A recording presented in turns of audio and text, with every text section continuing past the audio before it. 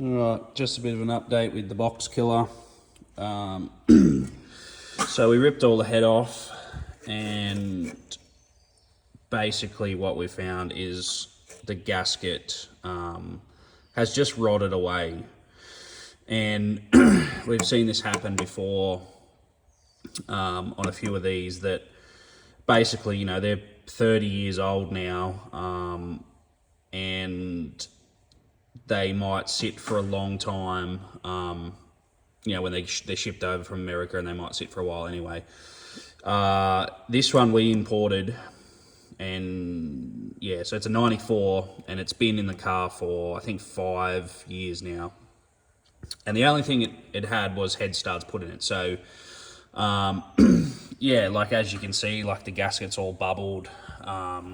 It's sort of pushed up on all these. Anyway, what it was doing is 3, 4, and 5 were leaking a bit of water into the cylinder.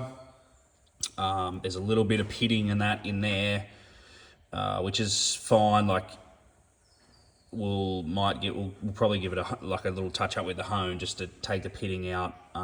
But it's not too bad. It never was pushing that much oil or anything anyway. So, on the odd occasion, Josh said, you know, every now and then when he was running it or whatever, it would leak a fair bit out of the PCV.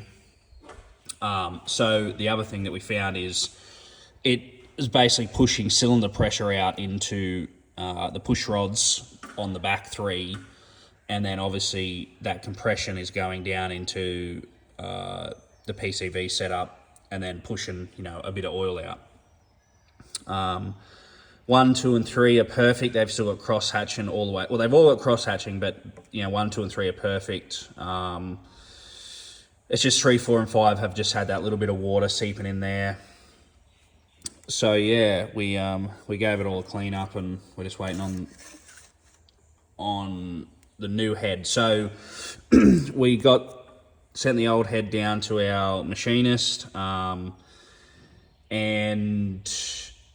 he's hot tanked it, and found that it was split between a couple of the valve seats, and number 6 valve was bent. So I'd say at some stage it's got some water in it and pushed through. But anyway, so we've got a new head coming, new full gasket set from Double Duty. What else did we find on a couple of these studs? They're just full of soot. So that gasket's been leaking for a while. Now it's not uncommon to get a bit of soot on these where they are, but a few of them, like it was way too much for us. So anyway, yeah, new head, new gasket. We've checked over the turbo. What else did we find? A couple of these injector lines have been kissing a little bit there, so we've got another 5 and 6 injector lines coming. We've checked over the turbo. It's all good. Yeah. Obviously fucking full of soot. It did have a couple of leaks though. It was leaking through here, so we're gonna clean all that out, fix all that up. What else did it have? Was leaking through around this gasket as well, and then a couple of the flange gaskets.